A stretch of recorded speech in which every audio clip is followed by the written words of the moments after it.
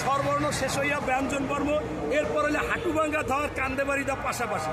অর্থাৎ আগেই নিজেরা ইঞ্জিনিয়ারিং করেছে, কইরেই যাতে কেউ কিছু না বলতে পারে ফাপল লয়ে দিছে বুড়া মানুষ।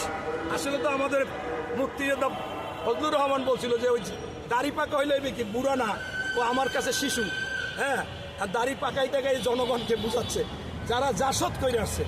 আপনি চিন্তা করেন তারা কত ধরনের ফতুয়া দিয়েছে। আজকে কিন্তু বাংলাদেশে স্পষ্ট যে তারা আসলে ইসলামিক কোনো দল না, ইসলাম কায়েম করতে চায় না।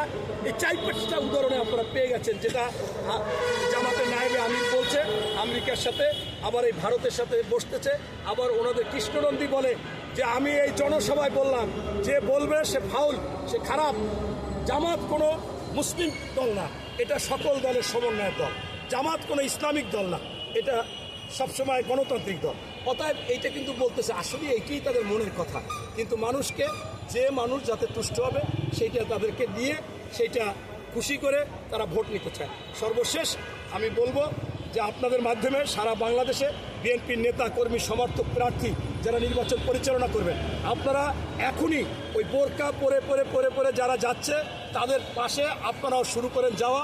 পুরুষ হইলেও আপনারা পুরুষ যান, ভিডিও করবেন তারা কোনটাকে সেই নাম্বার নিচ্ছে, বিকাশ নাম্বার নিচ্ছে, কাকে জান্নাতের কথা বলতেছে, এটার সাথে সাথে সংশ্লিষ্ট পুলিশকে জানান, নির্বাচন পরিচালনা যারা করতেছে রিটার্নিং অফিসারকে জানান।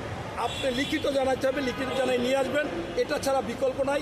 তাদের গভীর ষড়যন্ত্র করতেছে এবং তারা যেখানে সুবিধা পাবে, বাংলাদেশের নারী হচ্ছে সহজ সরল ভালো মন মায়ের জাতি, সেই মায়ের জাতিকে তারা বেছে নিয়ে টাকা পয়সা দিয়ে বিভিন্ন রকমের এক একজনের 2000-3000 টাকা দিচ্ছে, তারা মনে করতেছে ভালো কাজ, বোরকা দিচ্ছে।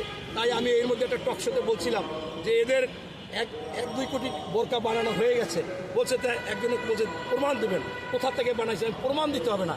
শিবিরের ছেলে বোরকা পরে আন্দোলন করে, সেটা আমি দেখাই দিলাম। তা শিবিরের ছেলে যদি বোরকা পরা লাগে, তা ভোটার হচ্ছে 13 কোটি প্লাস, তাহলে 13 কোটি প্লাস হইলে যদি জামাতে 3 কোটি ভোটারও হয়, তাহলে 3 কোটি বোরকা তো লাগতে পারে। ওই শিবিরের ছেলেও বোরকা পরবে যেহেতু। অতএব এই 2 কোটি বা 1.5 কোটি বোরকা কোনো বিষয় না। এই জন্য আপনাদের এইটা প্রতিহত করতে হবে, প্রতিরোধ করতে হবে। ধন্যবাদ।